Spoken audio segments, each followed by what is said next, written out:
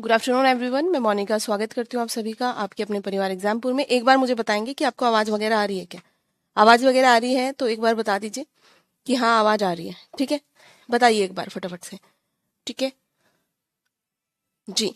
कल मैंने आपको बोला था कि आपको प्रैक्टिस करनी है। वो वाला आपने लिख के नहीं दिखाया है मुझे।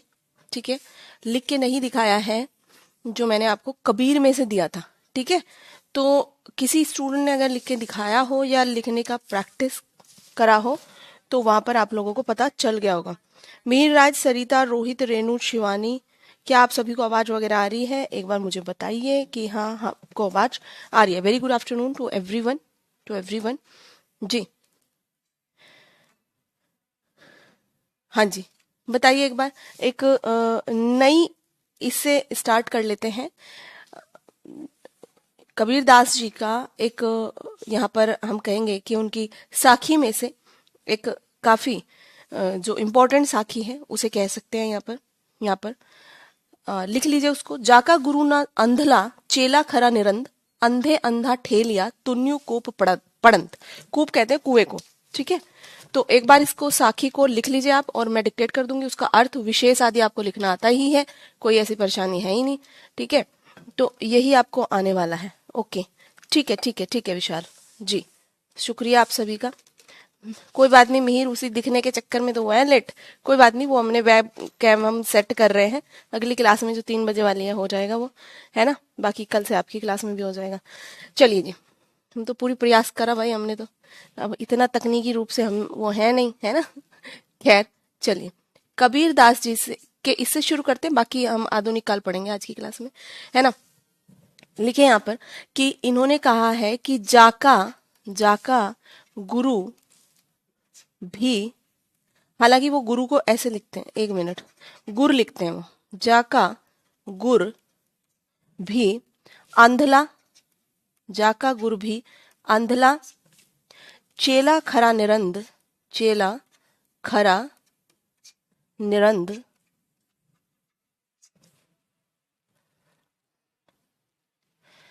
अंधे अंधे, दो मात्रा लगाएंगे, अंधे अंधा ठेलिया, दुन्यू, दोनों पे बड़े ऊ की मात्रा है, दुन्यू कूप पड़ंत, प पडंत। ठीक है जी, ये लिख लिया आपने। अब लिखिए इसमें, जैसे जाका का जो अर्थ होता है वो होता है जिसका। ठीक है, जिसका गुरु, गुर माने यहां पर आपका आ जाता है कि जो गुरु है। ठीक है, जिसका गुरु भी अंधला, यानी कि अंधला का मतलब अंधा है। ठीक है, यानी कि एक तरीके से अंधे का और जो देखता है उसका यहाँ पर तात्पर्य प्रकाश से है, और अंधे का मतलब है अज्ञानी से। समझ आ रही है बात। चेला यानी कि जो शिष्य होता है। ठीक है, शिष्य यानी कि जो आप जैसे कि स्टूडेंट होता है, शिष्य होता है, मुरीद होता है, कुछ भी कह सकते हैं आप उसे। खरा, खरा का मतलब होता है पूरी तरीके से। ठीक है, पूरी तरीके से, है ना, कंप्लीटली। निरंद, निरंद माने कि वो उससे भी बड़े वाला अंधा है। ठीक है, जिसका गुरु ही अंधा हो, चेला उससे भी बड़े वाला अंधा है। अगर हम बात करें अंधे अंधा ठेलिया, यानी कि अंधा जब मूर्ख एक मूर्ख को आगे बढ़ाने की बात करता है, धकाने की बात करता है, दुनिया कूप पड़न, तो दोनों के दोनों कहाँ गिर जाते हैं? दोनों के दोनों कुएं में गिर पड़ते हैं। ठीक है, देखो अब इसे आप कैसे लिखेंगे? यहाँ पर आप लिख सकते हैं कि संदर्भ क्या है इसका। संदर्भ में आपको सभी को पता है, आप अत्यंत ज्ञानी है। ठीक है, कहाँ से लिया गया है? तो ये संत काव्यधारा के जो प्रतिनिधि कवि हैं, है ना, कबीर दास जी, वहां से लिया गया है। संत काव्यधारा के प्रतिनिधि कवि, ठीक है, कबीर दास, प्रतिनिधि कवि कबीर दास की रचनाओं का संग्रह है जिसका नाम है कबीर ग्रंथावली। ठीक है, कबीर ग्रंथावली। ठीक है, तो कबीर ग्रंथावली से लिया है, और जिसके संपादन किसने किया है? कबीर ग्रंथावली का संपादन किया है पंडित श्याम सुंदर दास ने, ठीक है जी, श्याम सुंदर दास ने किया है। और यदि हम इसकी बात करें प्रसंग की, तो ये कौन सा प्रसंग है? प्रसंग में हम कह देते हैं कि भाई ये गुरु को अंग, एक इनका जो कबीर ग्रंथावली का एक अंग है गुरु को अंग, उससे लिया गया है। और दूसरी बात, इन्होंने गुरु के प्रति, आप प्रसंग में तो सब में जिसमें गुरु का नाम देखेंगे ना, उसमें सब में यही लिख देंगे, गुरु के प्रति कृतज्ञता। देखो आपको एक बात बताती हूँ रहस्य की, भाई इनके 100 पद हैं, उनके 150 हैं, 50 हैं, 80 हैं, ऐसे करके आपको सारे के सारे पद किसी के भी याद नहीं रहने वाले हैं, ठीक है। तो आपको उनकी भाषा समझनी है, वो अवधि में लिखा है, वो कहाँ पर गुरु के बारे में लिखा है, सूर तो अपना नाम ही दे देते हैं लास्ट में, राम ने, तुलसी ने लिखा है, किसने लिखा है, वो सारी चीजें आपको धीरे से पहचाननी होंगी। और उसके बाद में सभी का, अगर आपको प्रसंग नहीं समझ में आ रहा है, वैसे तो प्रसंग आ जाता है समझ में कि भाई उद्धव के बारे में, उद्धव के सामने गोपियां क्या कह रही हैं, या फिर ये किसके लिए लिखा गया है ना। यहाँ पर अगर जब जब आप अच्छी तरीके से आपने कबीर को देख लिया है, जायसी को देख लिया है, तो उसमें आपको समझ आ जाती है वो चीजें। जब आप एक बार उसका अध्ययन करोगे तो आपको वो चीजें समझ आ जाएंगी। तो आप वहां पर प्रसंग में अगर आपने कॉमन भी लिख दिया, उतना कोई नंबर नहीं कटता, ये चीज सही होनी चाहिए और भाव आपका सही होना चाहिए। और ये भावार्थ आपका कब सही होगा? जब आपको थोड़ी बहुत उसके बारे में जानकारी होगी। और विशेष में तो आप कुछ ही लिख दीजिए जो आपको वहां पर पंक्तियों में दिखाई दे रहा है। अब व्याख्या में क्या है, तो लिखिए, कबीरदास उपरोक्त पंक्तियों के आधार पर, कबीरदास उपरोक्त पंक्तियों के माध्यम से ये कहते हैं कि एक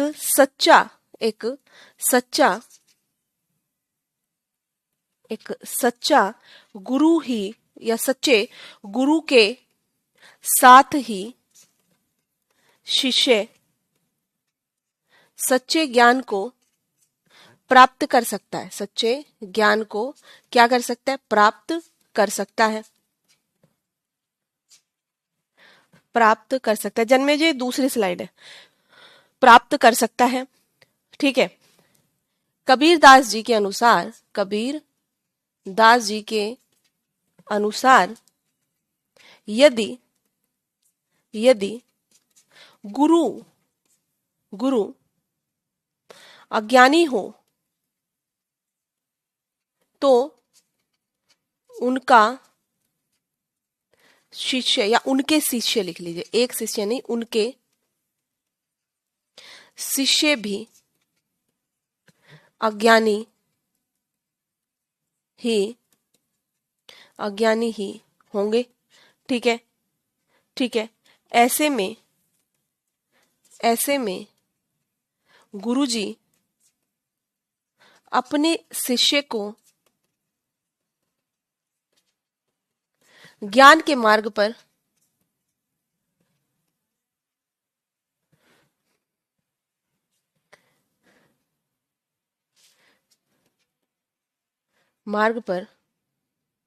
ज्ञान के मार्ग पर आगे नहीं बढ़ा सकता है, ठीक है। लिख लिया आपने? ऐसे में कैसे ज्ञान के मार्ग पे बढ़ाएगा भाई, अपने ही पता नहीं है कुछ। अर्थात अज्ञानी गुरु अपने शिष्य को विनाश की तरफ धकेल देता है। अर्थात गुरु का ज्ञानी होना अत्यंत आवश्यक है, सीधी बात है, ठीक है। लिख लिया? धकेल देता है, इसमें लिखेंगे विशेष में कि कबीर अपने दोहों के माध्यम से गुरु की महत्ता को स्थापित करना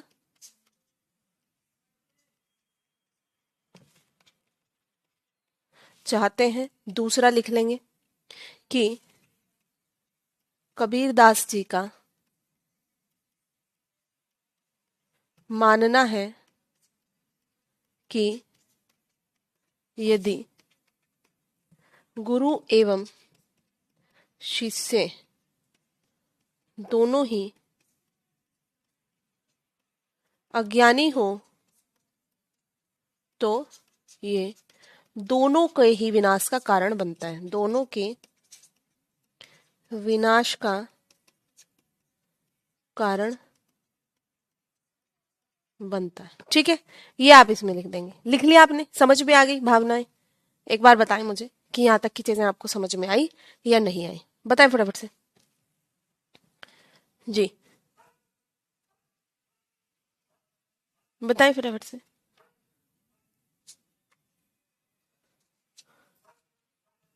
आई समझ में?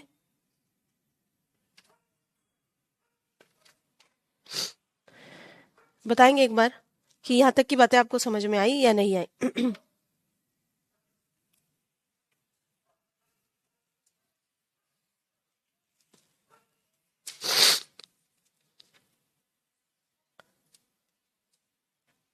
जी,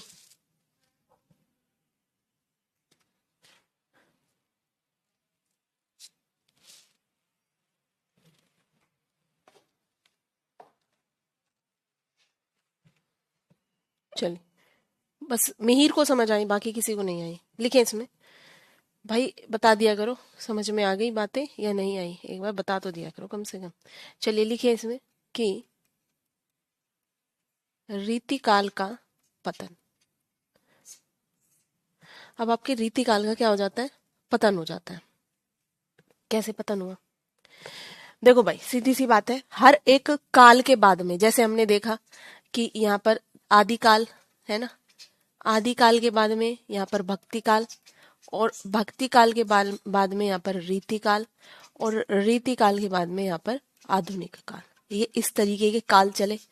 ठीक है, अब यहाँ पर जो हमारे साहित्यकार हैं वो ये बताते हैं कि, और आपको भी ये लगता है, आपको भी ये सारी चीजें पता है, बैक स्लाइड कर देती हूँ, ये लीजिए कि जब भी कोई काल नया आएगा, जब भी कोई समय टाइम पीरियड नया आएगा, तो उससे पहले वो ये बताएगा नहीं, या ऐसा कि कल तक चल रहा था कोई नया काल और कल दूसरा आ गया नया काल, तो ऐसा बिल्कुल भी नहीं होगा। ठीक है, यानी कि जब भी कोई काल परिवर्तित होता है तो उसके पीछे की जो परिस्थितियां होती हैं वो उस समय में क्या बनने लगती हैं? अप्रासंगिक होने लगती हैं। सीधी सी बात है कि कोई भी समय अप्रासंगिक परिस्थितियों के उत्पन्न होने से क्या होता है? बदल जाता है। तो जब यहाँ पर रीतिकाल की परिस्थितियां अप्रासंगिक हुई तो आधुनिक काल आया। सीधी, तो आधुनिक काल में मूल्य अलग थे, चीजें अलग थी।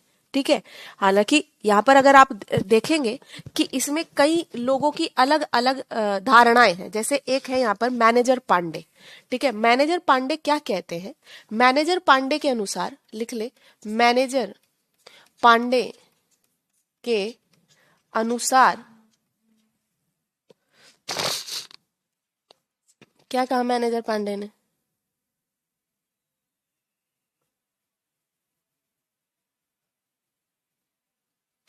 विशाल, कबीर में जो सेकंड पेपर में क्वेश्चन आएंगे भाई, वो व्याख्या आएंगी।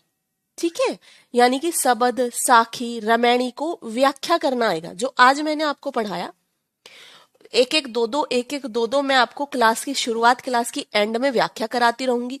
कभी ब्रह्मर गीत सार की करा दी जो मोस्ट इंपॉर्टेंट है, कई बार आई है। ठीक है, कभी कबीर की करा दी। ठीक है, कभी लिख के दे दी दो तीन चार की। ठीक है, ये सारी चीजें हैं। उसमें सेकंड पेपर में आपका वो आएगा, पद में व्याख्या आएंगी। जो पद खंड है ना, उसमें कबीर ग्रंथावली से व्याख्याएं आएंगी आपको, जैसे आज मैंने कराया वो वाला। ठीक है, तो इस तरीके की व्याख्याएं आपको आएंगी। समझ गए? ठीक है तरुण, मैनेजर पांडे के अनुसार, मैनेजर पांडे क्या कहते हैं कि अनंत अंततः वह सामंती अंततः वह सामंती व्यवस्था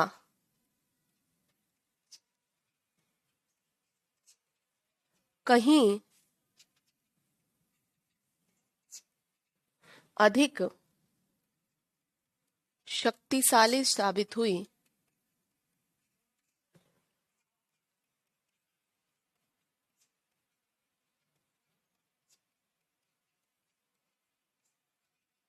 जिनके विरुद्ध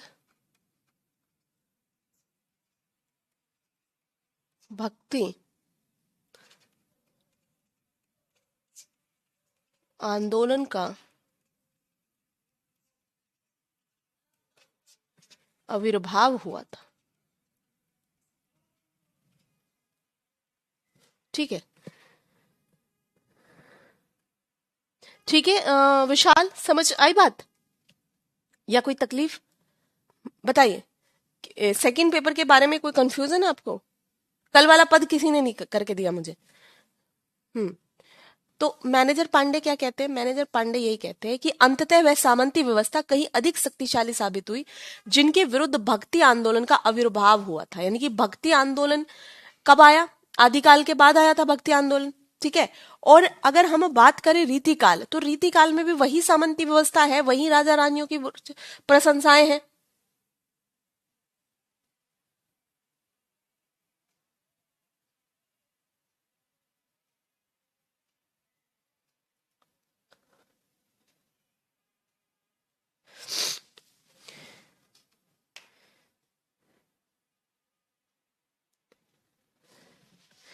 विशाल जी, जब मैं कल पढ़ाने लगी थी कबीर को, तो वहां पर कुछ स्टूडेंट्स ने बोला था कि वो हो चुका है। मुझे समझ नहीं आया आपका जो भी आपका कंसर्न है। देखो, हमें कबीर के बारे में जानना है कि कबीर ने क्या किया, कबीर कौन थे, कबीर की क्या मानसिकता थी, कबीर ने किस तरीके से सामाजिक आर्थिक विषमताओं पर प्रहार किए, नारी के विषय में क्या उनकी सोच थी। ठीक है, ये हमें कहाँ पढ़ना है? ये हमें एज अ कवि पढ़ना है। कहाँ पर? ये पढ़ना है हमें फर्स्ट पेपर में। ठीक है जी। सेकंड पेपर में हमें उनके पद पढ़ने हैं, तो पदों की व्याख्या मैं आपको कराते रहूंगी। ठीक है, आई समझ में बात? फिर भी अगर कोई आपको कंफ्यूजन हो, क्वेरी हो, तो कोई दिक्कत की बात थोड़ो है। आप बता देना मुझे मेल करके, मैं समझ नहीं पा रही हूँ, हो सकता है आप क्या कहना चाह रहे हो मैं ना समझ पा रही हूँ। तो अंततः वह सामंती व्यवस्था कहीं अधिक शक्तिशाली साबित हुई जिनके विरुद्ध भक्ति आंदोलन का क्या हुआ था? आविर्भाव हुआ था, ऐसा मैनेजर पांडे कहते हैं। ठीक है। अब यहाँ पर जो सामंती व्यवस्था की मजबूती कहाँ पर थी? औरंगजेब के यहाँ पर थी। ठीक है। जिस दरबारी संस्कृति के विस्तार और विकास में बहुत ज्यादा बड़ी भूमिका निभाई, और उस दरबारी मानसिकता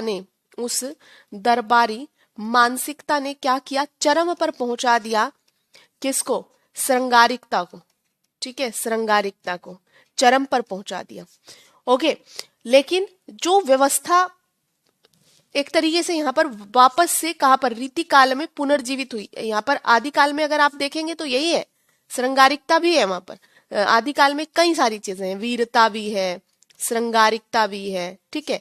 यहाँ पर आपके रासो ग्रंथों में वीरता भी है ना? तो ये चीजें।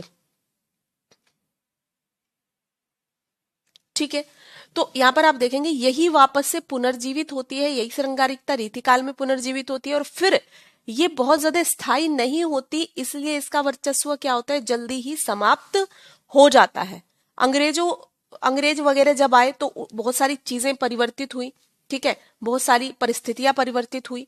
जब जहां हम देखते हैं कि उसके बाद में रीतिकाल के बाद में हमारे यहाँ पर जो मनुष्य था, मनुष्य के बारे में सोचा जाने लगा। कहा कि भाई इसकी श्रृंगार करके क्या करोगे, यानी कि इसकी प्रशंसाएं करके, इसकी ये करके क्या करोगे? ये मनुष्य जो है अब आधुनिकता की तरफ, और आधुनिकता के मूल्य सदैव क्या होते हैं? ये होते हैं कि भाई मनुष्य केंद्र में होता है। कौन होता है केंद्र में? मनुष्य केंद्र में होता है। तो इससे जुड़े हुए जितनी भी चीजें हैं, इससे जुड़ी हुई जो भी तकलीफें इसे हैं, वो सारी चीजें यहाँ पर इसके साथ में की जाती हैं। यानी कि जैसे बराबरी यानी समानता, बराबरी यानी समानता की बात की जाने लगती है इसके लिए यहाँ पर न्याय की बात की जाने लगती है।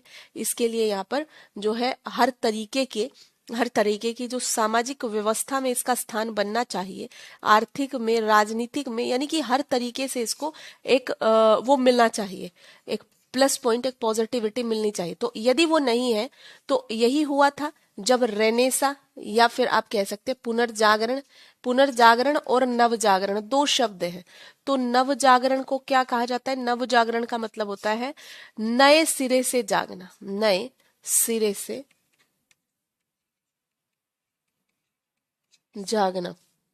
और पुनर्जागरण यानी कि जगे थे, ऑलरेडी जगे थे, फिर सो गए यानी कि अज्ञान हो गया और वापस जग गए। ये कहाँ पर होता है? ये भारत के संदर्भ में माना जाता है कि भारत सोने की चिड़िया था, भारत के पास में इतनी बड़ी बड़ी यूनिवर्सिटीज थी, भारत की वो सब चीजें चली गई, छूट गई, तो भारत वाले क्या हुआ? सो गए, फिर वापस जगे कब? राजा राम मोहन राय, दयानंद सरस्वती, इन केस में।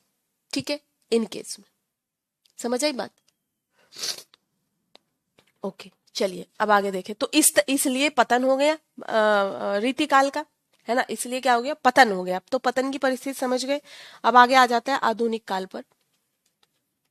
विशाल मुझे बता देना कि आप क्या कहना चाहते हैं बाय मेल। ठीक है, मेल में बता देना। आधुनिक काल। अब जैसा कि नाम से ही आपको यहाँ पर पता चल रहा है क्या है? आधुनिक। तो आधुनिक को हम मॉडर्न कहते हैं। ठीक है, मॉडर्न कहते हैं अंग्रेजी में। और मॉडर्न का मतलब होता है नए विचार, नए विचार। और नए विचार यानी कि अभी तक अगर हम बात करें कि कहीं पर ईश्वर बना था हमारे केंद्र में, हमारा जो उद्देश्य था मोक्ष हुआ करता था, पर अब क्या है? अब है मानव मूल्यों की स्थापना। क्या है हमारा उद्देश्य? मानव मूल्यों की स्थापना। ठीक है, इन मानव मूल्यों की स्थापना करने के लिए सारी फाइट हो रही है। ठीक है, इन मानव मूल्यों को स्थापित करने के लिए सारी फाइट चल रही है यहाँ पर। इस करके यहाँ पर आया है आपका आधुनिक काल। ठीक है जी, आधुनिक काल। अब लिखे यहाँ पर आधुनिकता का अर्थ, यहां से लिखना शुरू करें। आधुनिकता का अर्थ चिंतन पद्धति से है, यानी ये एक प्रकार की माइंड गेम है। हम कहते हैं ना कि आप कपड़ों से आधुनिक हो गए, मॉडर्न जीन्स पहन ली, पर आपके विचार तो वैसे ही हैं, है ना, विचारों में तो कुछ बदला नहीं आपके। तो उस आदमी को मॉडर्न नहीं कहेंगे जो विचारों से जो है मॉडर्न ना हो। हालांकि कहते हैं आम समाज में तो वो भी मॉडर्न होता है। चिंतन पद्धति से है। इस इसके केंद्र में, इसके केंद्र में तर्क एवं बौद्धिकता उपस्थित होती है। यानी जो व्यक्ति तार्किक है वही व्यक्ति मॉडर्न है, ऐसा मान के चलिए आप। इसके केंद्र में क्या होता है? तर्क एवं बौद्धिकता, जहां पर बुद्धि लगाने की बात है। ठीक है, जहां पर आदमी कोई बुद्धि से ये कह सकता है, जैसे कि आप अगर भक्ति की बात करें तो भक्ति में यहाँ पर कौन था? केंद्र में ईश्वर था। ठीक है, भाई कहाँ गया हमारा ये? अच्छा, केंद्र में कौन था? केंद्र में ईश्वर था। ठीक है, केंद्र में ईश्वर था। तो अभी भी आज भी अगर हम अपनी मम्मी से पूछते हैं कि आप व्रत क्यों रखती हैं, तो she doesn't have any scientific answer. ठीक है, वो तो फिर भी बता देती है कि डाइजेस्टिव सिस्टम सही रहता है, बट उनकी जो श्रद्धा है उसको हम नकार नहीं सकते। ठीक है, वो ये कहती हैं कि भाई ये मतलब ईश्वर के लिए रखती हूं मैं। तो हम यदि उनसे पूछें कि ईश्वर क्या करेगा, ईश्वर है, तो कहती दाद दिमाग मत लगाओ। यानी कि ज्यादा दिमाग मत लगाओ। इसका क्या मतलब हुआ? इसका यही मतलब हुआ कि भाई तुम ज्यादा मत सोचो और इसमें कोई तर्क काम नहीं करता है। ठीक है, तर्क कहाँ काम करता है? तर्क काम करता है मानव मूल्यों में। तर्क काम करता है जब हम ये कहेंगे कि महिला को इक्वालिटी क्यों नहीं है। तो जब हम ये पूछेंगे कि देश की 50% जनसंख्या है महिलाओं की, और उनका देखो आप बड़े रिसर्च में, वैज्ञानिकता में, फोर्सेस में उनका क्या पार्टिसिपेशन है, तो वहां पर सवाल पूछा जाएगा। सवाल पूछा जाएगा तो इसे कहा जाएगा तार्किक है वह व्यक्ति। क्या है? तार्किक है वह व्यक्ति। ठीक है, तो लिखिए आगे कि यह अपने केंद्र में मनुष्य केंद्रित चिंतन को लेकर उपस्थित होती। समझ आई बात? ये अपने केंद्र में किसको? मनुष्य केंद्रित चिंतन को। आगे लिखेंगे, इसलिए इसलिए इसलिए आधुनिकता का संबंध यथार्थवादी चिंतन से, या यथार्थवाद यथार्थवाद का मतलब होता है रियलिज्म। इसलिए आधुनिकता का संबंध यथार्थवाद से जुड़ता है, एवं एवं साथ ही साथ एवं साथ ही साथ मानववाद से भी, मानववाद से भी। कहां से जुड़ रहा है चिंतन? यथार्थवाद से और मानववाद से भी। ठीक है, यानी यथार्थवाद क्या हुआ? वही कबीर भी आधुनिक थे, ऐसा नहीं कहेंगे हम कि भक्ति काल में कोई आधुनिक नहीं था। कबीर भी यथार्थवाद पर ही विश्वास करते थे। मैं कहता आंखिन देखी, तुम कहते कागज की लेखी। यानी मैं किस पर विश्वास करूं? यथार्थ पर। मैं विश्वास करूं रियलिज्म पर। तो आधुनिक कबीर भी थे, ऐसी कोई बात नहीं है। तो यहां पर यह किस पर विश्वास कर रहे हैं? यथार्थवाद पर। कौन? हमारे आधुनिक जो भी कविकार हैं, मानववाद पर विश्वास कर रहे हैं। ठीक है, आगे लिखे।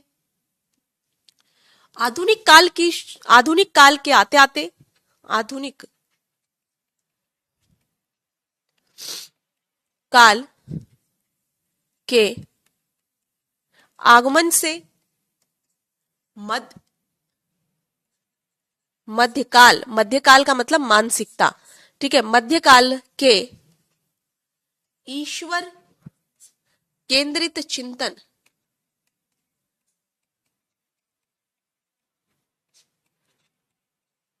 का अंत होता चला गया। आधुनिक काल के आगमन से मध्यकाल के ईश्वर केंद्रित चिंतन का अंत होता चला गया, एवं इसका स्थान एवं इसका स्थान मनुष्य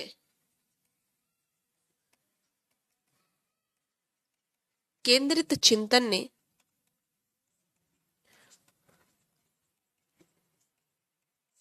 ले लिया। इसका स्थान किसने ले लिया? मनुष्य केंद्रित चिंतन ने ले लिया। समझ में आ रही है बात आपको? रुक सी गए आप तो बिल्कुल ही। बताना एक बार, समझ में आ रही है क्या भावनाएं? हाँ जी, जल्दी बताएंगे। इसका स्थान किसने ले लिया? इसका स्थान ले लिया आपका जो भी यहाँ पर मनुष्य है, उस मनुष्य केंद्रित चिंतन ने इसका स्थान ले लिया। जी, समझ में आ रही बात है?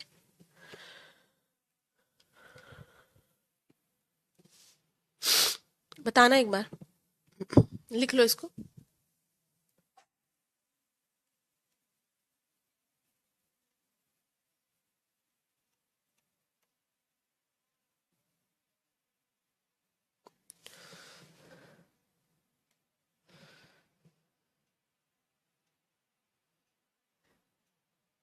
लिख लिया?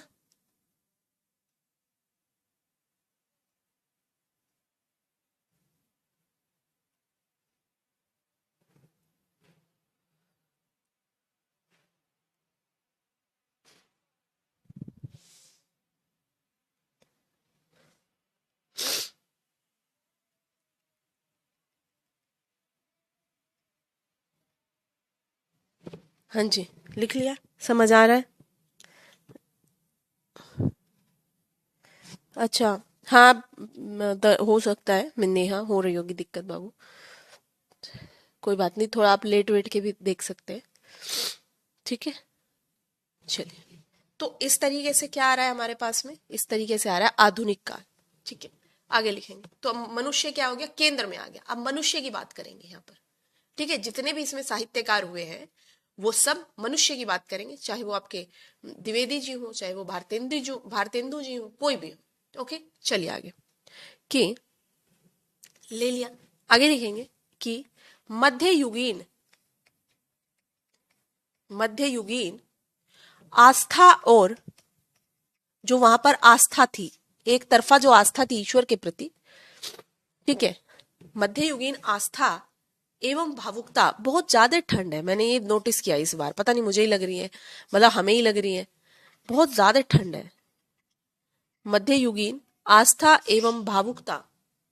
भावुकता समझते ना, इमोशनल हो जाता था इंसान ईश्वर के लिए, पीछे हटती चली गई।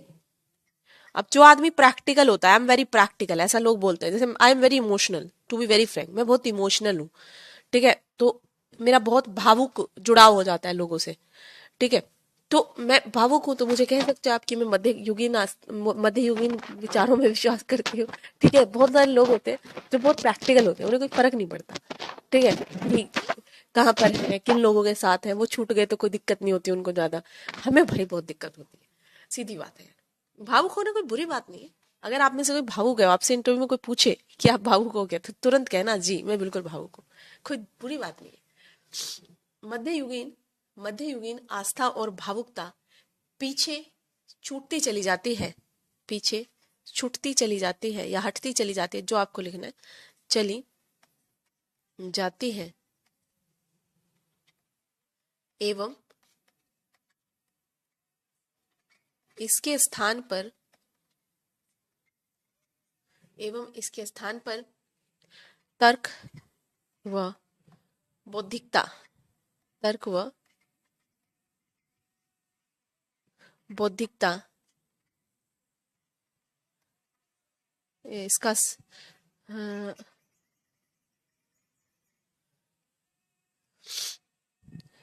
है ना, तर्क एवं बौद्धिकता आ जाती है, ऐसा लिखिए।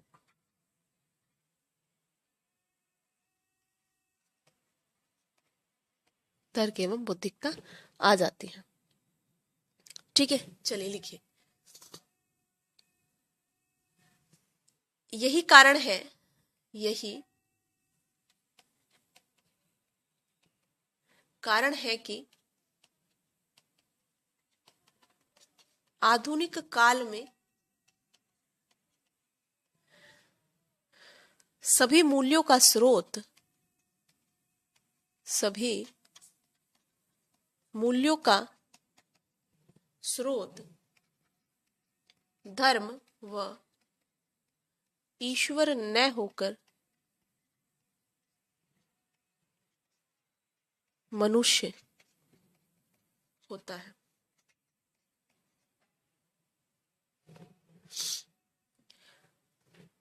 लिखिए, धर्म और ईश्वर से कोई ज्यादा मतलब नहीं है। अब मनुष्य यहाँ पर केंद्र में है, ठीक है, यानी यहाँ पर ये जो मनुष्य है, इस मनुष्य से जुड़ी हुई तमाम चीजों पर रचनाएं लिखी जाएंगी। अब यहाँ पर मनुष्य से ही उन संबंधित चीजों का विश्लेषण किया जाएगा, ठीक है, उन्हीं के समाधान के लिए बात की जाएगी। आप मुझे बताइए कि जो आधुनिक काल का समय है वो कब से माना जाता है। जैसे यहाँ पर शुक्ल जी भी 1900 को एक विभाजक रेखा के रूप में देखते हैं। वो कहते हैं कि भाई अगर हम बात करें तो आधुनिक काल, किसी ने 1843 बताया, किसी ने जो है 1850 बताया, कोई कहता है 1857 में हुआ है, ठीक है, इस तरीके से। तो यानी कि ये वो समय चल रहे हैं जब हमारे देश में तमाम तरीके के समाज सुधारक कार्य करने को, ठीक है, जो समाज सुधारने को जो है परेशान है, समाज का सुधार करने के लिए अपने पूरे हाथ पैर मार रहे हैं, ठीक है जी। तो यहाँ पर ये मनुष्य को केंद्र में रख करके उसका समाधान ढूंढने की, खोजने की कोशिश कर रहे हैं। आगे लिखेंगे, उपरोक्त विवरण से यह स्पष्ट है, तो ये समझ में आ गया आधुनिक काल क्या है, आधुनिकता क्या है, मॉडर्निटी क्या है, और ये क्यों आई। भाई जब रीति काल में तुम चाटुकारिता करते नहीं थक रहे हो और अब उनकी कोई रेलेवेंसी समझ नहीं आ रही है, प्रासंगिकता समझ नहीं आ रही है, तो चीजें बदल जाएंगी और बदल करके क्या आ जाएगा, नई चीजें आ जाएंगी। तो उपरोक्त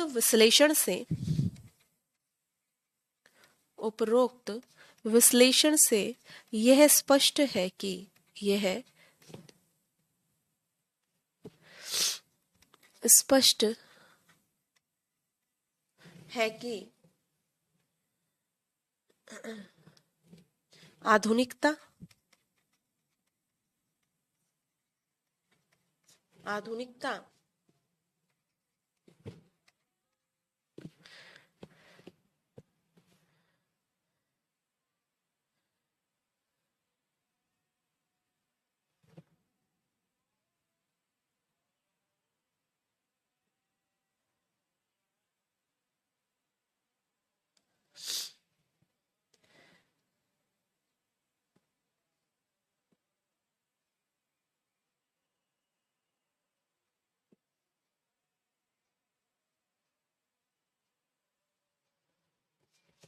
लिखें आधुनिकता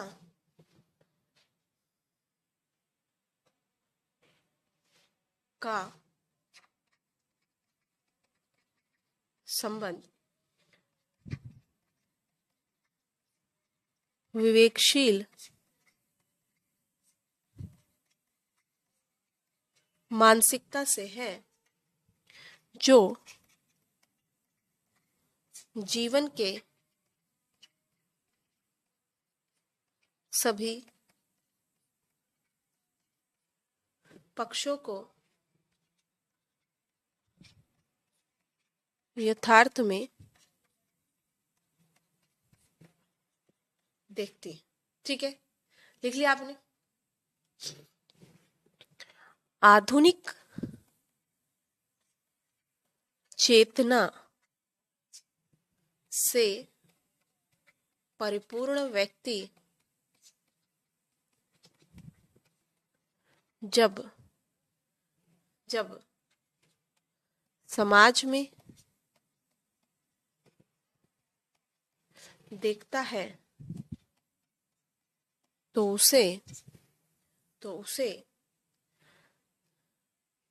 उसे समाज के पटल पर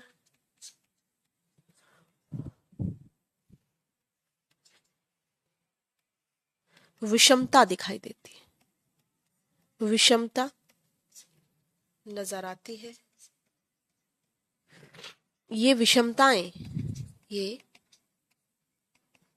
विषमताएं उसे पीड़ा पहुंचाती है और वो इन समस्याओं या विषमताओं बिल्कुल कह सकते हैं अंजलि, बिल्कुल कह सकते हैं। अच्छा, अमित नाम से आया होगा, ठीक, एक बार देख लेती हूँ मैं इसको, आगे देखेंगे। वो इन विषमताओं पर प्रहार करने के लिए छटपटाते हैं।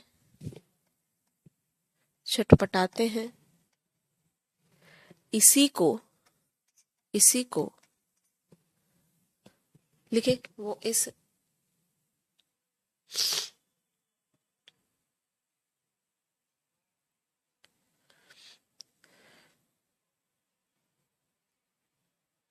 लिख लिया आपने।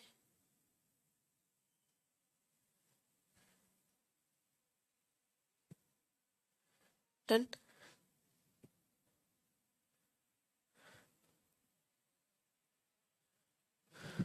छटपटाते हैं, इसी को लिख लिया। इसी को समग्र रूप से यथार्थ बोध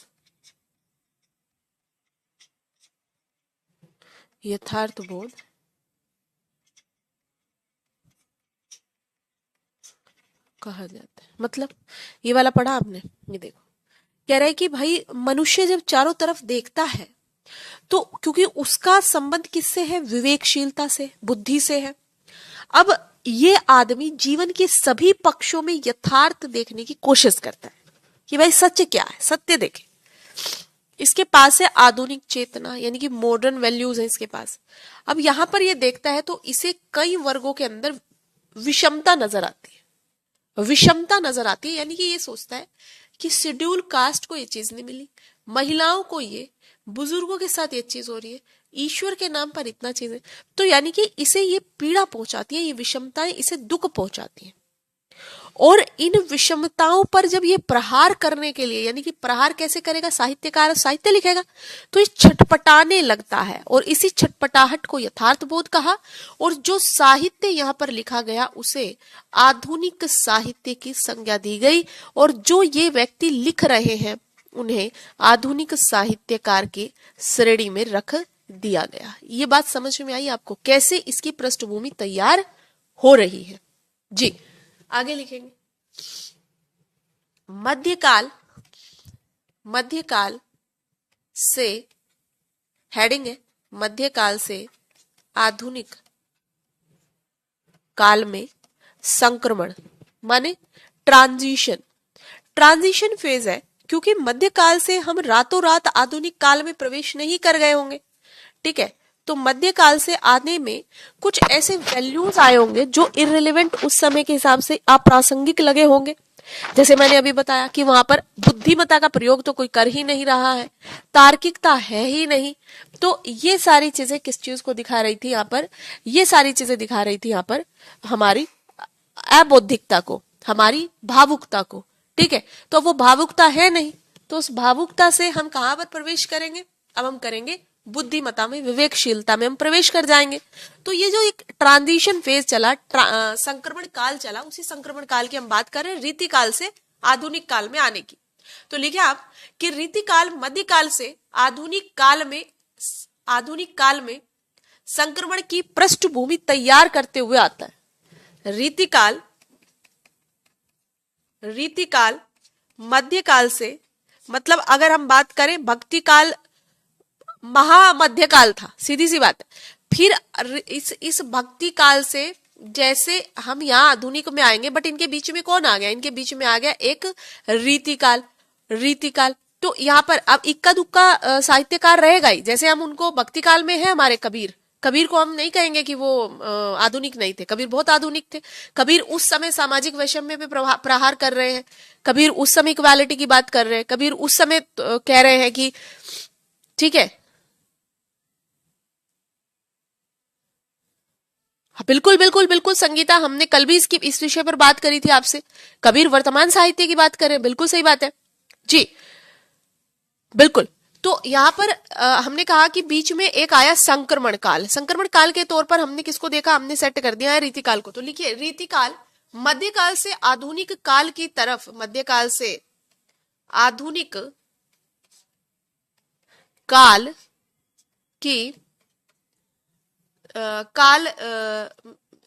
की पृष्ठभूमि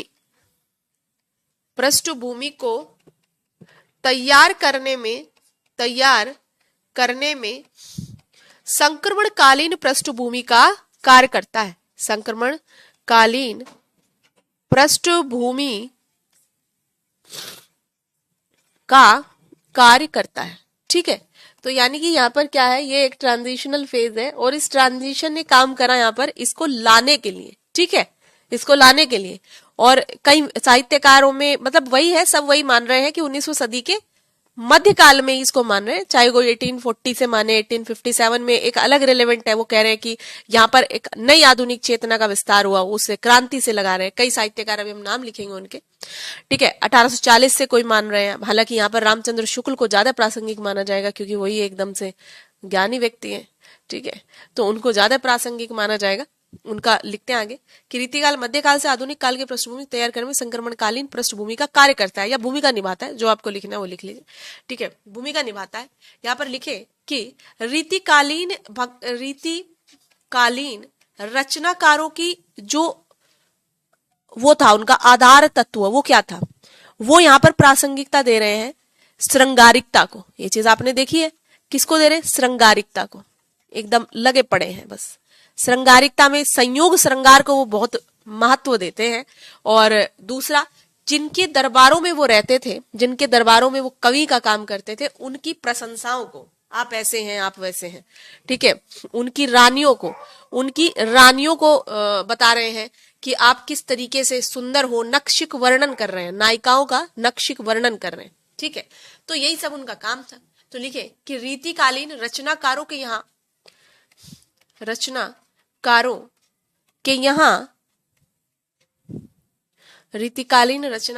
यहाँ जो उनकी प्राथमिकताएं थी उसमें परिवर्तन आता है। भक्ति काल से रीतिकाल में क्या होता है, परिवर्तन आता है। उनकी क्या प्राथमिकताएं थी, तो रीतिकालीन रचनाकारों के यहाँ प्राथमिकताओं, क्या प्रायोरिटी थी, उनकी रचना क्या प्रायोरिटी थी, उनकी रचनाओं की क्या थी, भक्ति काल में क्या प्रायोरिटी थी, तो उस प्रायिकता या प्राथमिकता लिख लो, आप प्राथमिकता लिख लो, प्राथमिकता में परिवर्तन आता है, चेंज हो जाती है, परिवर्तन आता है। अब यहाँ पर आप ये बताइए कि जो रीति काल में है, ना तो वो भक्त कवि है, सीधी बात है, और ना ही उनके टेंशन का विषय है मोक्ष, मुझे मोक्ष मिलेगा कि नहीं मिलेगा, उन्हें कोई फर्क नहीं पड़ता है। भक्ति काल में फर्क पड़ता था, भक्ति काल में ईश्वर कतई केंद्र में था और मोक्ष उनकी चिंता का सबसे बड़ा विषय था। ठीक है, तो लिखिए कि रीतिकालीन रचनाकारों की प्राथमिकता में परिवर्तन आता है। न तो वे भक्त कवि हैं, न तो वे कौन है, न तो वे भक्त कवि हैं, और न ही उनकी चिंता का, न ही उनकी चिंता का मुख्य विषय मोक्ष है। सीधी बात है भाई, मोक्ष नहीं है उनकी चिंता का मुख्य विषय, उनकी तो अलग ही टेंशन चल रही है। ठीक है, उनकी चिंता का मुख्य विषय मोक्ष नहीं है। लिखिए आप, उनकी रचनाओं में जिस संसार का चित्रण किया गया है, उनकी रचनाओं में कौन सा संसार है, पारलौकिक या लौकिक, बताओ। उनकी, हम रीतिकाल की बात कर रहे हैं, उनकी रचनाओं में जिस संसार का वर्णन किया गया है वो लौकिक है। कैसा है, लौकिक, या आप इसे ऐहिक भी कह सकते हैं। ठीक है, लौकिक है, इस जगत का है, समझ रहे। लिखिए,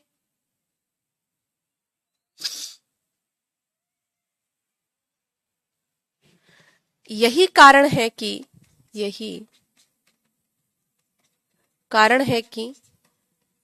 रीतिकालीन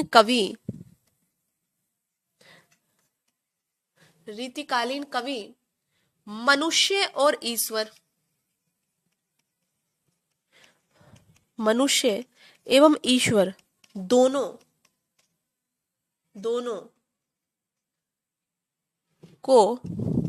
दोनों की रचनाएं करते हैं बेचारे, दोनों की रचनाओं को करते हैं। यही वह समय है, अभी बताऊंगी, समझाऊंगी इसे, जब हिंदी साहित्य अलौकिकता या पारलौकिकता, जो आपको लिखना है, अलौकिकता से लौकिकता की ओर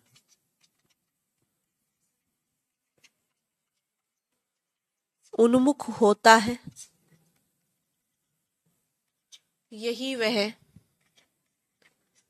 पृष्ठभूमि है जब ईश्वर केंद्रित चिंतन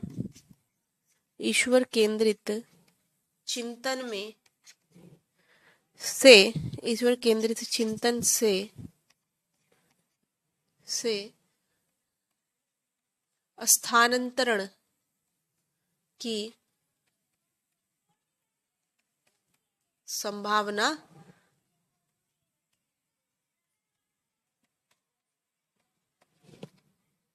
ये लो भाई, लिख लो। यानी मैं क्या बताना चाह रही हूं, अभी जब हम बात कर रहे हैं भक्ति काल की, तो भक्ति काल से आधुनिक काल पर तुरंत तो आए नहीं, तो जो संक्रमण का काम किया वह कौन सी परिस्थितियां थी, वह परिस्थितियां थी रीतिकालीन परिस्थितियां।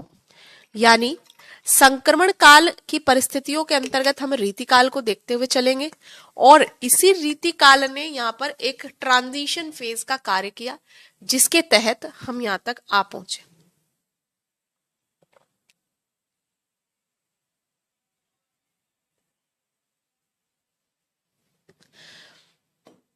हाँ जी, समझ में आगे भावनाएं।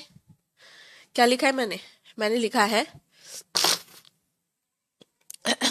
कि यहाँ पर ये जो भक्त कवि है, भक्त कवि नहीं है ये, रीतिकाल में भक्त कवि नहीं है, पर ऐसा नहीं है कि ईश्वर की कोई रचना ही नहीं रची इन्होंने।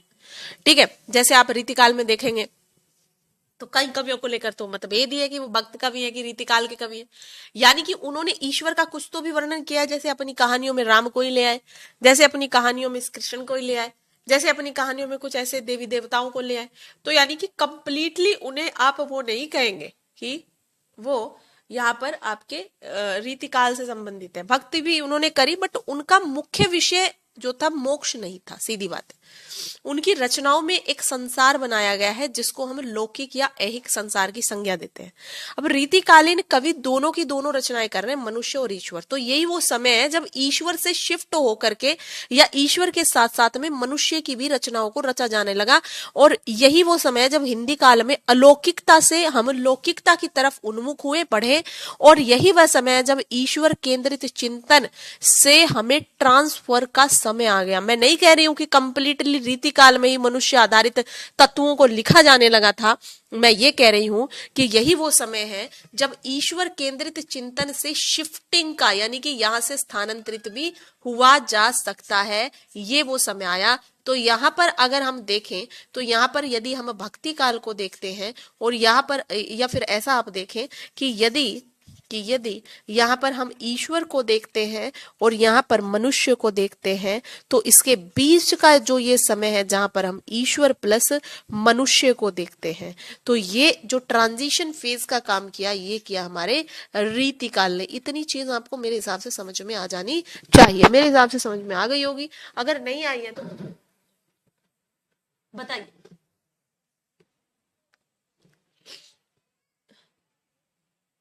बताइए,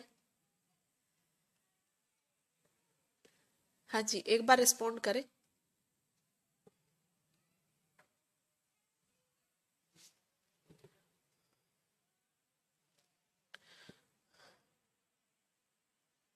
बताएं।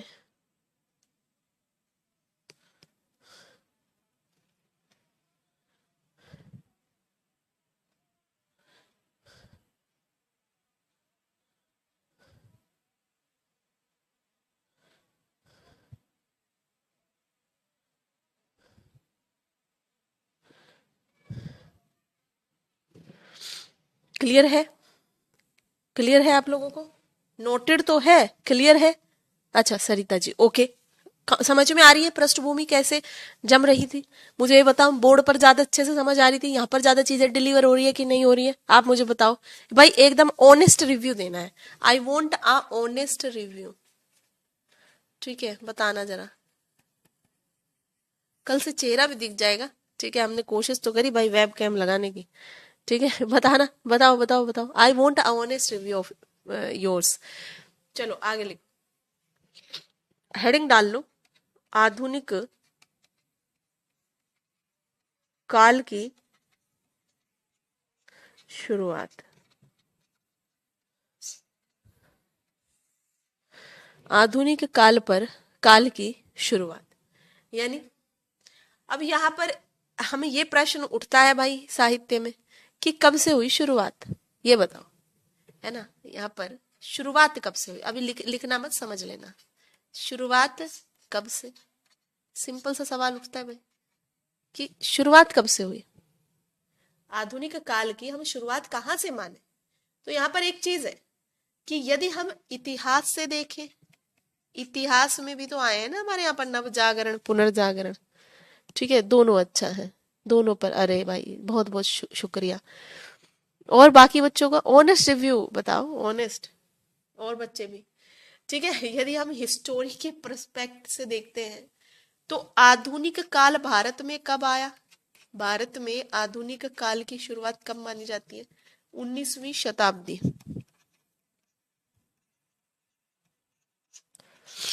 के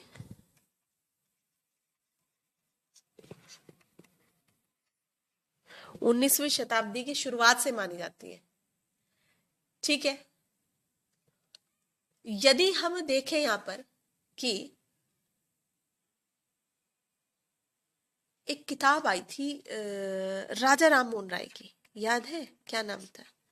राजा राम मोहन राय, आई थिंक 1806 या 1805 में आई थी, आई थिंक, है ना? 1805 में आई थी। नाम क्या था? तुहफत उल मुहाउद्दीनी। सुना है कभी ये इतिहास में? तुहफत उल मुआहिदीन। इस पुस्तक में बच्चे पहली बार रैशनैलिटी की, जिस रीजनिंग की आज हम बात करते हैं ना, वो पहली बार यहाँ पर तर्क तर्क इस किताब में हमारे देश में दिए गए। ठीक है, ठीक समझ आई बात?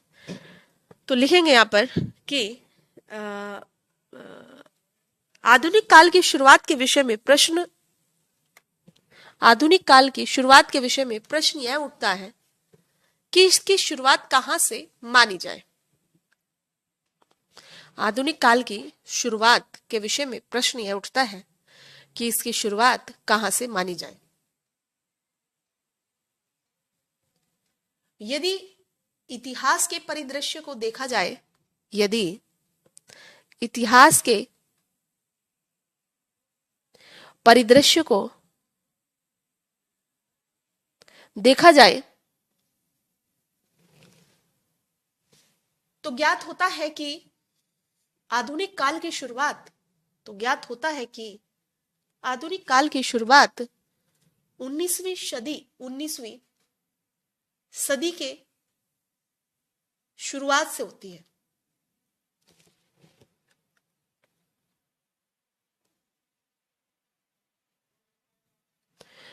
जी विशाल जी, समझ रही हूँ, समझ रही हूँ। नहीं नहीं, आपको शिकायतें नहीं रहेंगी, ठीक है? ये वाली शिकायत आपकी जल्दी दूर हो जाएगी। क्लास एब्सेंट और क्लास लेट, ये वाली शिकायत आपकी जल्दी दूर हो जाएगी। लिखिए, क्या बोला मैंने? इतिहास के दृश्य से देखा जाए तो आधुनिक काल की शुरुआत 19वीं शती के शुरुआत में होती है। 19वीं सदी की शुरुआत में होती है। आगे लिखेंगे, भारत में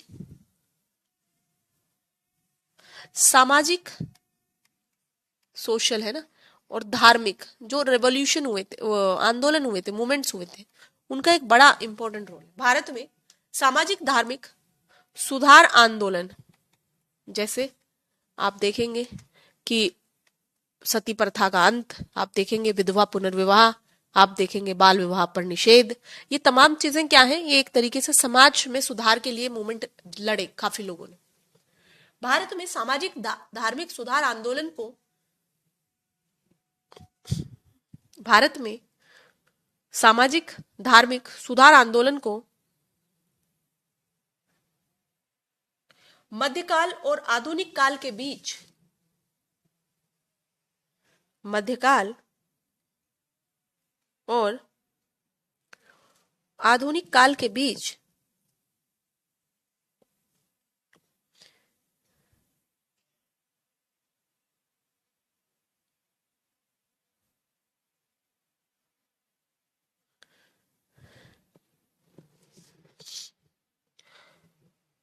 एक महत्वपूर्ण प्रस्थान बिंदु के रूप में माना जाता है। एक महत्वपूर्ण प्रस्थान बिंदु के रूप में माना जाता है। इसका कारण यह है कि, इसका कारण यह है कि भाई क्यों माना जाता है? क्योंकि यहीं पर, इसका कारण यह है कि भारत में इसी समय आधुनिक चिंतन का प्रसार प्रचार होता है। भारत में इसी समय आधुनिक चिंतन का प्रचार प्रसार होता है।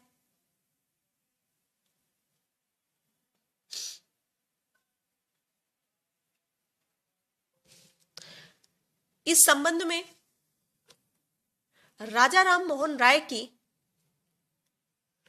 इस संबंध में राजा राम मोहन राय की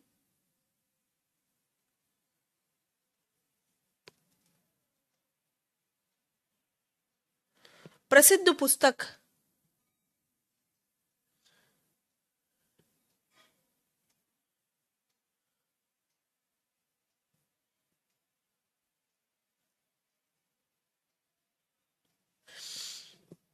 नाम लिख लेंगे।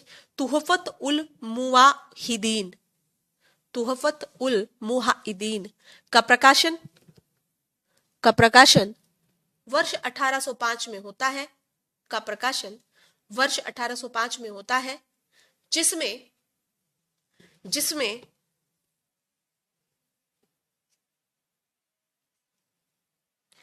पहली बार जिसमें पहली बार तर्क एवं बौद्धिकता तर्क एवं बौद्धिकता का उल्लेख किया गया।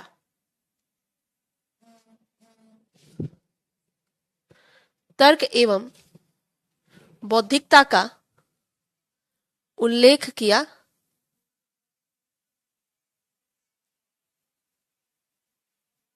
गया। पैराग्राफ चेंज कर लेंगे, पैराग्राफ चेंज कर लेंगे। ये था साहित्य का परिप्रेक्ष्य। यदि हम देखें, अब हम हिंदी साहित्य का परिप्रेक्ष्य देखते हैं। हिंदी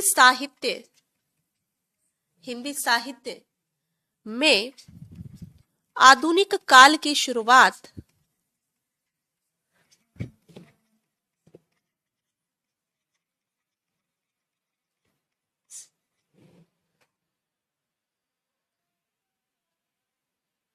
रामचंद्र शुक्ल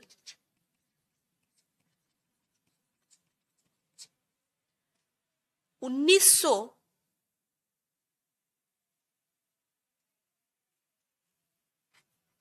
या 19वीं सदी के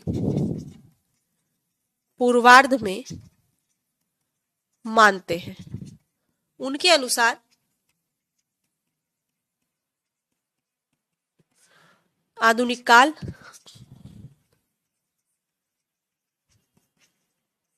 वर्ष 1843 से प्रारंभ हुआ। वर्ष 1843 से प्रारंभ हुआ। आगे लिखेंगे,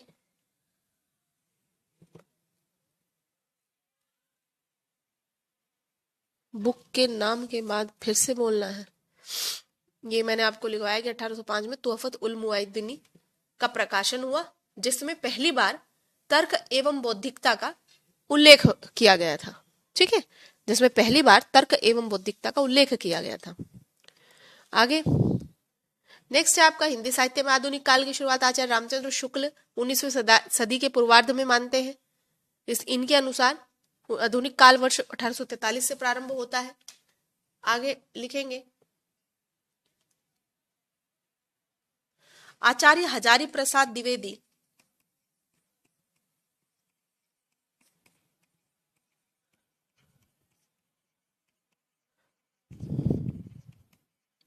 आचार्य हजारी प्रसाद द्विवेदी भी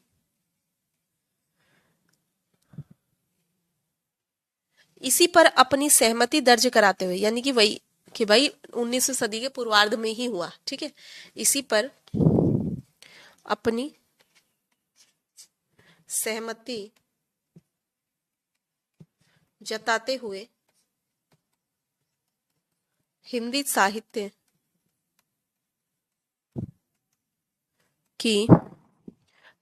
साहित्य में आधुनिक काल को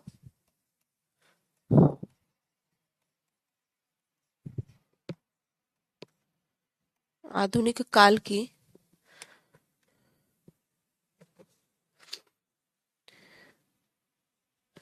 शुरुआत बता दिया ना मिहिर, मैंने अभी लिखा नहीं, आपने हुआ नहीं कंप्लीट, बताना एक बार। आचार्य हजारी प्रसाद द्विवेदी भी इसी पर अपनी सहमति जताते हुए हिंदी साहित्य में आधुनिक काल की शुरुआत 1850 या 1857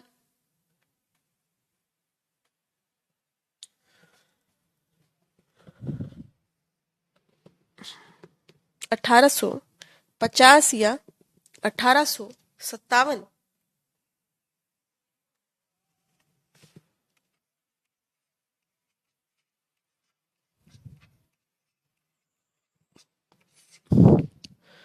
को मानते हैं,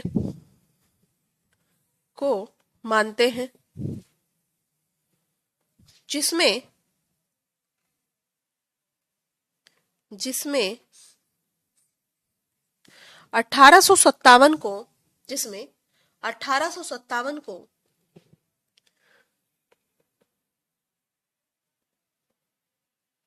या 1857 से शुरुआत मानना ज्यादा प्रासंगिक है,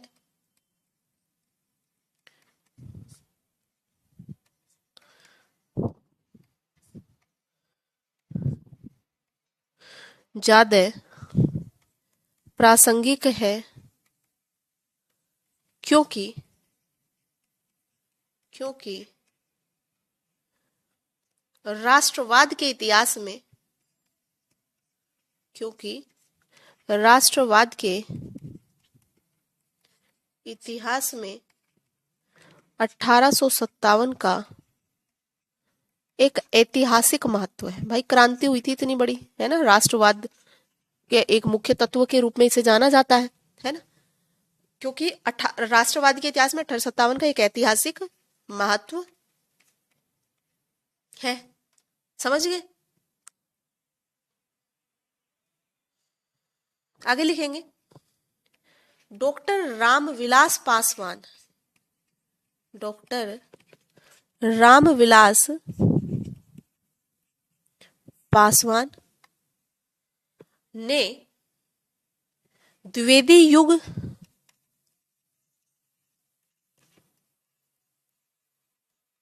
द्विवेदी युग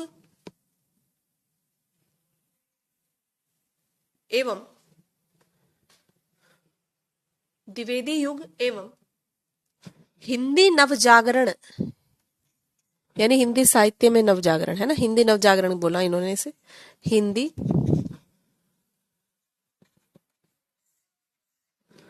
रामविलास पासवान ने द्विवेदी युग एवं हिंदी नवजागरण में हिंदी नवजागरण की शुरुआत को 1857 हिंदी नवजागरण की शुरुआत को 1857 से माना है।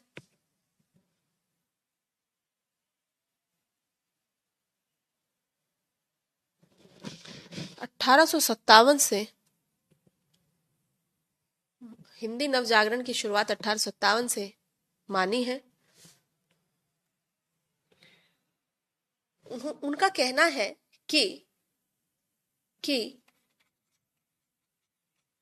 1857 के विद्रोहियों जो विद्रोह कर रहे थे 1857 में, पता होगा ना कहां से हुई थी क्रांति, बताना थोड़ा।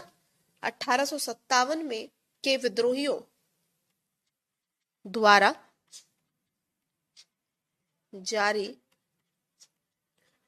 घोषणा पत्र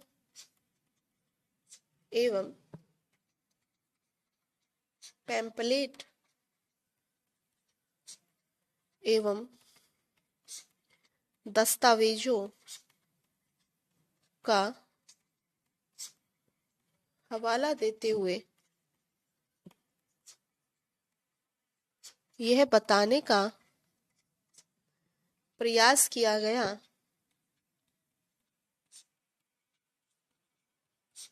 कि भारतेंदु युग के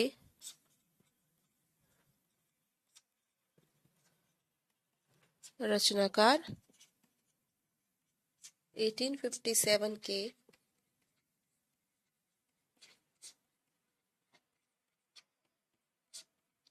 विद्रोहियों से प्रेरणा ग्रहण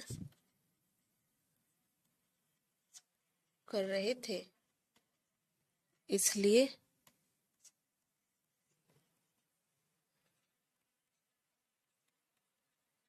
भारतेंदु युग के साहित्य के स्वरूप निर्धारण में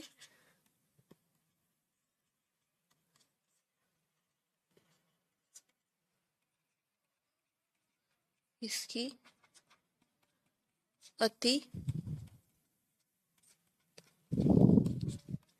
महत्वपूर्ण भूमिका है।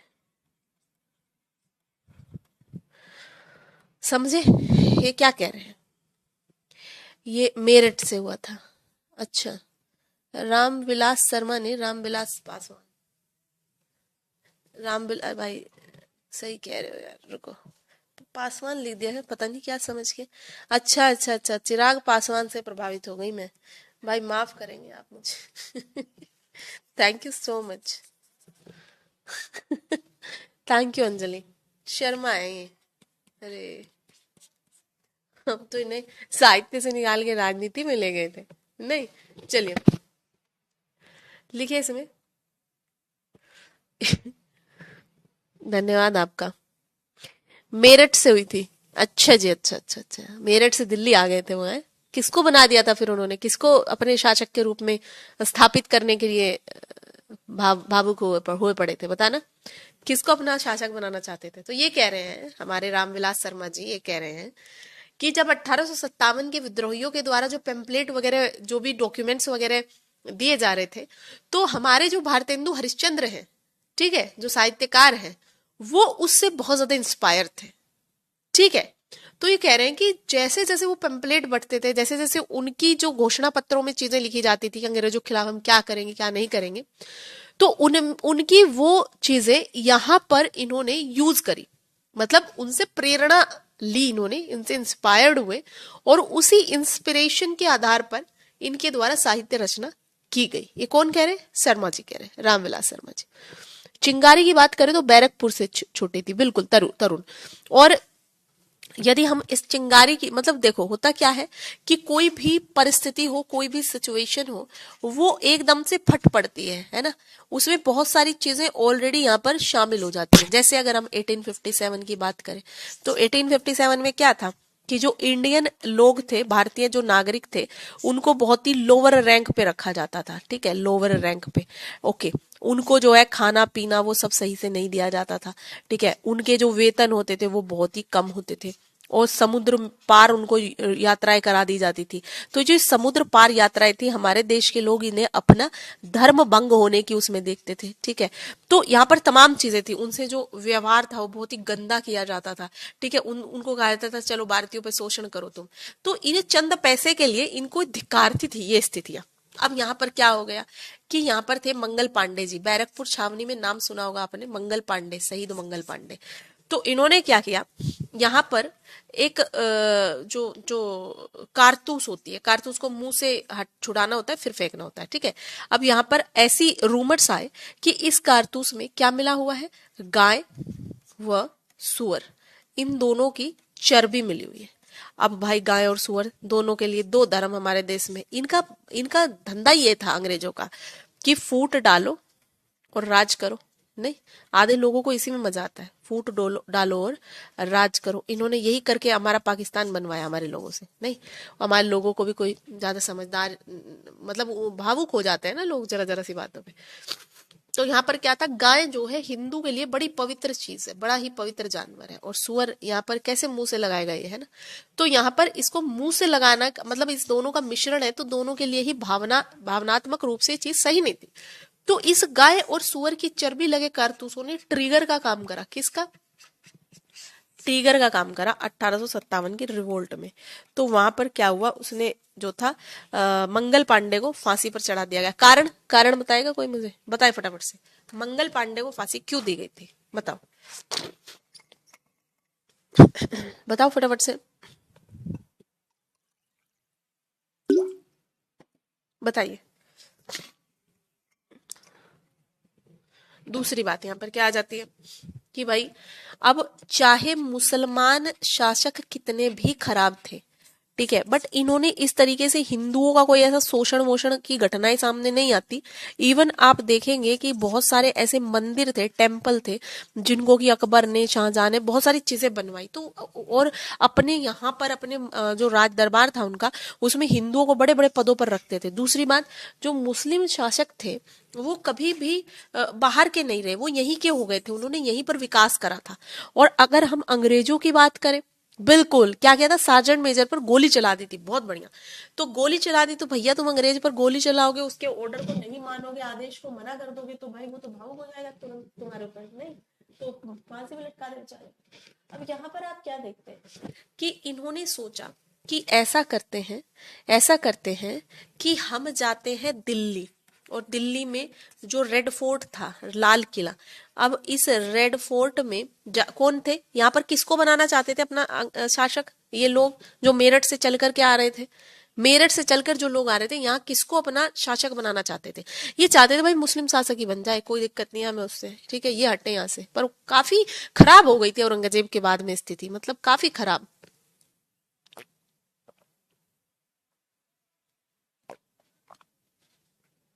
हाँ जी, बताएं यहाँ पर मुझे कि किसको बनाना चाहते थे, किसको चाहते थे कि कौन यहाँ पर अब हमारा राजा बन जाए, हमारा शासक बन जाए, बताए बताए।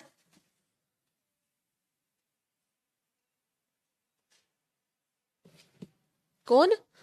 अरे Bahadur Shah Zafar, very nice very nice. Bahadur Shah Zafar, हालांकि इन्होंने निष्कासित करके उन्हें कहाँ भेज दिया था बताओ, सारी चीजें तो पढ़ी होंगी आपने, फिर बाद में इन्होंने भेज दिया, बेचारे वो तो बुजुर्ग भी हो चुके थे ना काफी ज्यादा। बिल्कुल ड्रेन ऑफ वेल्थ इन्होंने नहीं करा, बिल्कुल सही बात है। हाँ, अगर अंग्रेजों ने कुछ थोड़ा बहुत विकास का काम करा है तो अपने स्वार्थ के चलते किया। खैर चलो आगे, आगे देखो। नव जागरण, नव जागरण,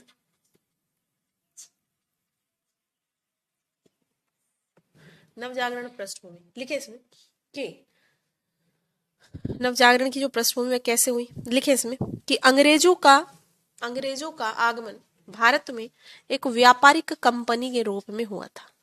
अंग्रेजों का आगमन भारत में एक व्यापारिक कंपनी यानी कमर्शियल कंपनी के तौर पे हुआ था, ठीक है, एक व्यापारिक कंपनी के तौर पर हुआ था। धीरे धीरे धीरे धीरे धीरे धीरे यह कंपनी आर्थिक शक्ति के रूप में, आर्थिक शक्ति के रूप में रूपांतरित, धीरे धीरे यह कंपनी आर्थिक शक्ति के रूप में रूपांतरित होने लगी। उसे यह महसूस हुआ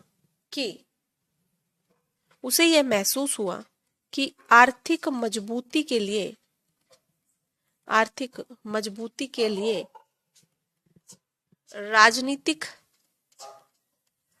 प्रभुत्व, राजनीतिक प्रभुत्व स्थापित करने की आवश्यकता है। उसे यह महसूस हुआ कि आर्थिक मजबूती के लिए राजनीतिक प्रभुत्व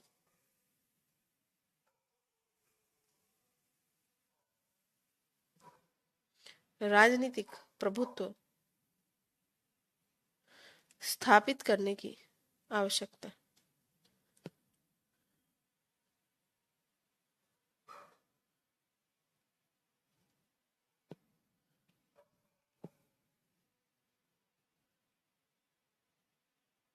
लिख लिया?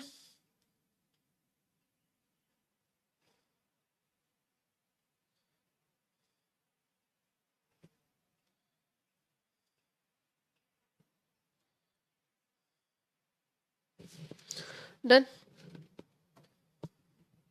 राजनीतिक प्रभुत्व स्थापित करने की आवश्यकता है। यही वह पृष्ठभूमि थी जब अंग्रेजी कंपनी राजनीतिक महत्वाकांक्षा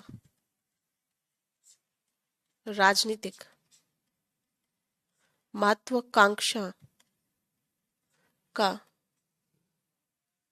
आकार लेने लगी, ठीक है। यही वह पृष्ठभूमि थी जब अंग्रेजी कंपनी राजनीतिक महत्वाकांक्षा का आकार लेने लगी।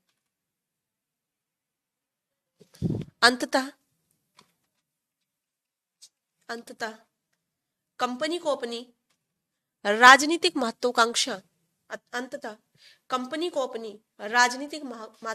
को पूरा करने का अवसर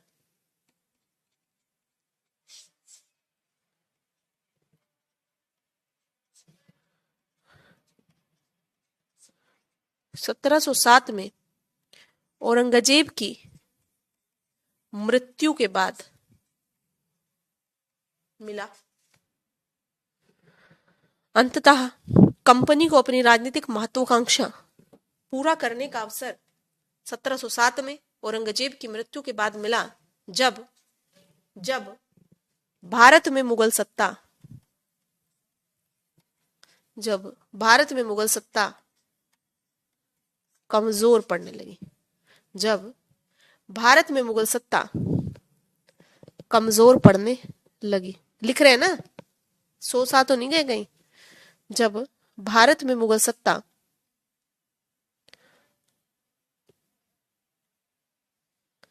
जब भारत में मुगल सत्ता कमजोर पड़ने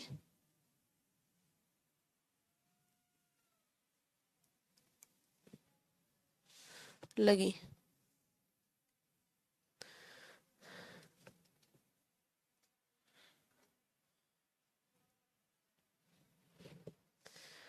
लिख रहे, कमजोर पड़ने लगी। आगे लिखेंगे, वर्ष 1757 में, वर्ष कौन सा युद्ध हुआ था, जल्दी जल्दी बताओ। वर्ष 1757 में युद्ध बताओ कौन सा हुआ था भाई, फटाफट से। वर्ष 1757 में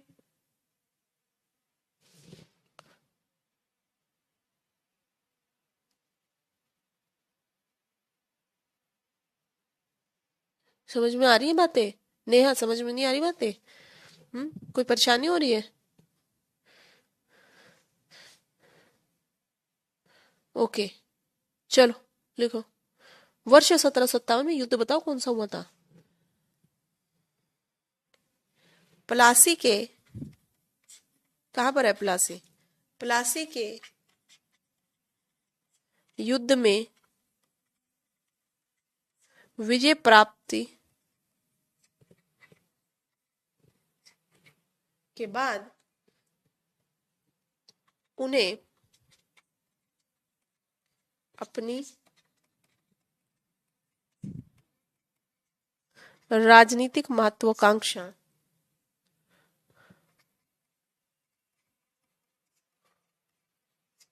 पूरा करने का अवसर मिला।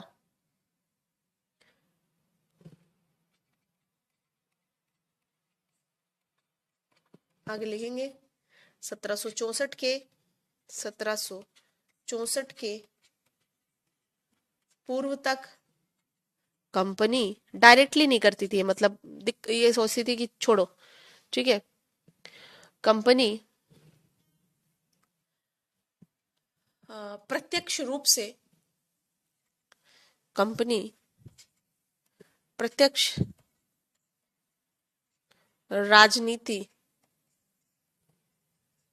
राजनीतिक नियंत्रण से बचती थी, परंतु 1764 में बक्सर के, कहाँ है बक्सर? बक्सर के युद्ध के बाद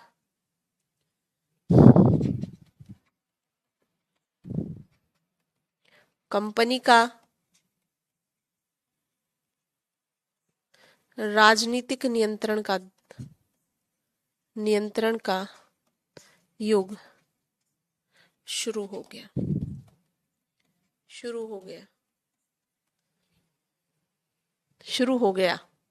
लिख लिया? कहां पर है बक्सर? बिहार में है ना। शुरू हो गया। आगे लिखेंगे,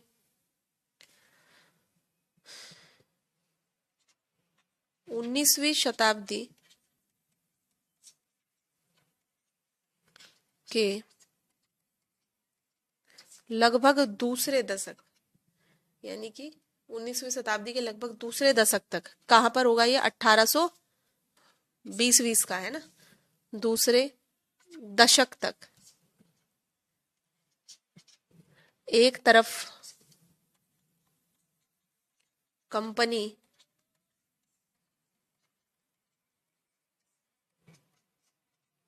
राजनीतिक धरातल पर विस्तारवादी नीति को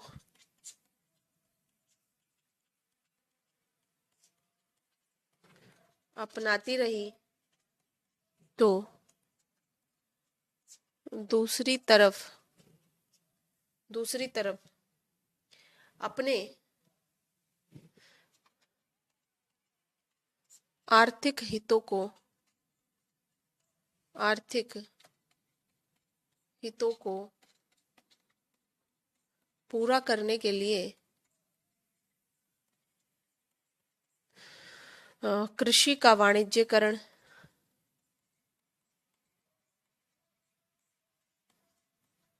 कृषि का वाणिज्यकरण एवं स्थायी बंदोबस्त आदि स्थायी बंदोबस्त आदि प्रक्रियाओं का सहारा लिया। समझ रहे हैं? यानी कि एक तो इन्होंने अपना पॉलिटिकल हेल्ड बढ़ा लिया, ठीक है, आए थे कमर्शियल के लिए। दूसरा, इन्होंने अपना इकोनॉमिक हेल्ड बढ़ा लिया, और इस सब के लिए इन्होंने यहाँ पर एक तरीके का टॉर्चर शुरू करा। ठीक है, मैक्सिमम मैक्सिमम मैक्सिमम यानी मैक्सिमम बेनिफिट इन्हें चाहिए था, और इन्होंने यहाँ पर लोगों को देख लिया था कि ये है पागल। ठीक है, इन्हें कह दो हिंदू मुस्लिम ये हो जाते हैं बावले से। ठीक है, ये सब चक्कर करके इन्होंने यहाँ पर इस चीज को शुरू कर दिया। ठीक है, तो इसी से फिर यहाँ पर बहुत सारी ऐसी चीजें उत्पन्न हुई। आप ये समझने का प्रयास करें कि जब इन्होंने कृषि में वाणिज्यकरण यानी कमर्शियलाइजेशन ये लेकर के आए, और भारत वैसा था नहीं। अब एक बात बताओ, ये कह रहे हैं कि मोर क्रॉप और मोर में भी कौन सी वाणिज्यिक फसलें। एक बात बताइए, फसलों के दो प्रकार होते हैं। फसलों में एक होती है खाद्य फसलें, ठीक है, जैसे गेहूं चावल चावल आदि। एक होती है कमर्शियल फसलें, जैसे कि आपकी कपास, नील, गन्ना वगैरह वगैरह। तो यदि कपास बोएगा, जूट बोएगा आदमी, तो खाएगा क्या? तो जब खाएगा नहीं तो भाई भूखमरी आ जाएंगी, है ना, भूखमरी आ जाएंगी। और भूखमरी आ जाएंगी, इनको कैश भी चाहिए, मतलब लगान भी चाहिए। ठीक है, तो इन सब चक्करों में लोगों को हो गया कि ये हमारे हितों के अलावा सब कर रहे हैं। तो इस तरीके का जो एक भारतीयों के अंदर जो चिंतन स्वरूप पैदा हुआ, वो चिंतन स्वरूप ही आधुनिक काल की पृष्ठभूमि का निर्माण करता है। ठीक है, समझ गए? क्योंकि यहाँ पर अभी तक इन विचारों को पता नहीं था कि क्या हो रहा है हमारे साथ में। तो जैसे ही इनका शोषण शोषण के रूप में भी यहाँ पर कई शोषण हुए, मानसिक प्रताड़ना इन्हें मिलती थी। ठीक है, इन्हें शारीरिक शोषण, मारा पीटा जाता था। ठीक है, आर्थिक दंड दे दिए जाते थे इन्हें। तो यहाँ पर इन सब ने एक चिंतन की पद्धति को पैदा किया, जिसे हम नव जागरण कह रहे हैं। और इसी नव जागरण की पृष्ठभूमि में एक साहित्य लिखा गया, जिस साहित्य में आप यहाँ पर बहुत सारे ऐसे नाम देखेंगे जिसको कि हम यहाँ पर करेंगे तो कल से शुरू, हालांकि उसको तो जैसे कि जब आप नवजागरण पढ़ोगे और जो हमारे सिलेबस में चीजें हैं तो वो आ जाएंगी आपकी यहाँ पर। जो अभी हम लोग का कई दिन चलेगा, कई सारी चीजें हैं। जैसे एक तो आपके सिलेबस में है भारतेंदु युग, ठीक है जी, द्विवेदी युग। इन्होंने आके यहाँ पर यही कहा है, भारतेंदु युग, द्विवेदी युग। छायावाद आएगा, छायावाद में आपको 4 स्तंभ पढ़ने हैं इसके। ठीक है, 4 स्तंभों के नाम बता दीजिए फटाफट से। फिर उत्तर छायावाद आप देखेंगे। फिर यहीं पर आप देखेंगे प्रयोगवाद। ठीक है जी, उसके बाद आप देखेंगे प्रगतिवाद, सॉरी प्रगतिवाद आई थिंक पहले आता है, प्रगतिवाद। ठीक है, फिर यहाँ पर आ जाएगा आपका नई कविता। तो इस तरीके से हमें यहाँ पर अभी कल भारतेंदु युग को शुरू करना है। ठीक है, ये कहानी समझ में आई? इन सब ने यही लिखा, इन सब ने अपनी बातों को इन्हीं सब माध्यमों से रखा, यही सब चीजें इन्होंने बताई। ठीक है, तो ये सब कहानी है। मुझे बताइए कि समझ में आई भावनाएं या नहीं आई। एक पद लिखिए जी, एक पद लिखिए कबीर का, लिखिए फटाफट से, लिखेंगे एक पद।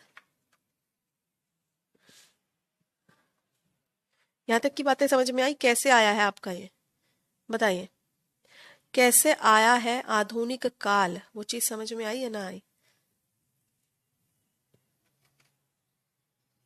बताएं।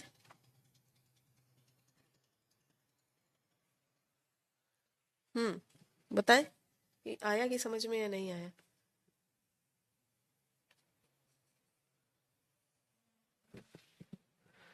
बताइए। हो भी है, सोच आ गए कहीं?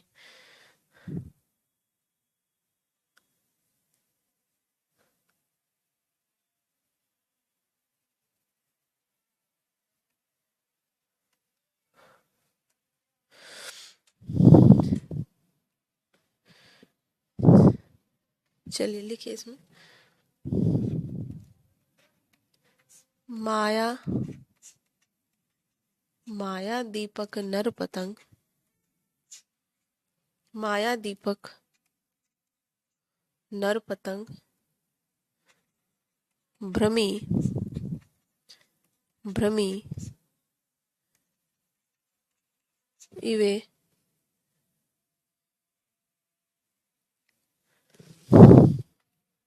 कोई कंफ्यूजन?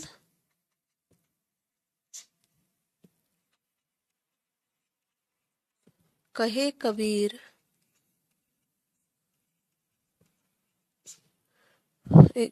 ये गुरु को ना ऐसे नहीं लिखते, ये हमारा है मॉडर्न, ध्यान रखेंगे। गुरु ज्ञान थे, ज्ञान यानी ज्ञानी।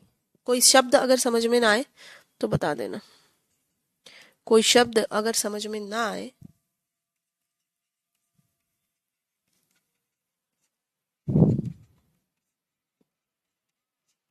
ठीक है, क्या क्या लिखना है इसमें? इसका आपको लिखना है संदर्भ,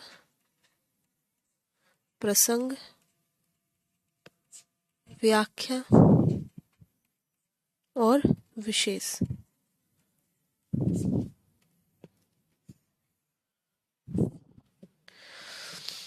जी, कल वाली पीडीएफ में ही ऐड कर, हाँ बिल्कुल कर लेना। समझ में आ गई सारी चीजें, कोई दिक्कत? ये वाला है आपका होमवर्क।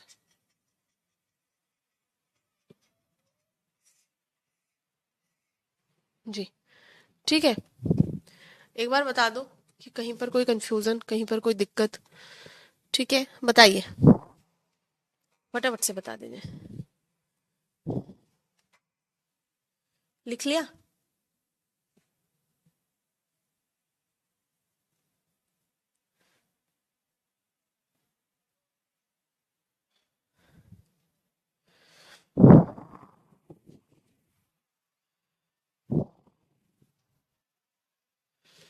बताएं।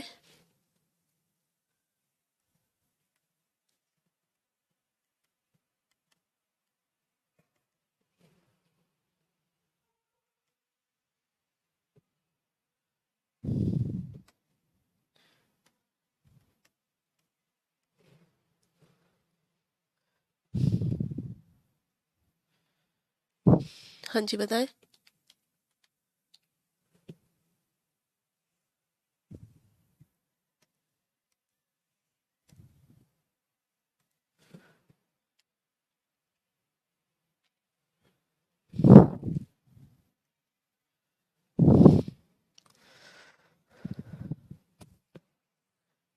समझ आ गई बात? जी थैंक यू सो मच, कल मिलते हैं।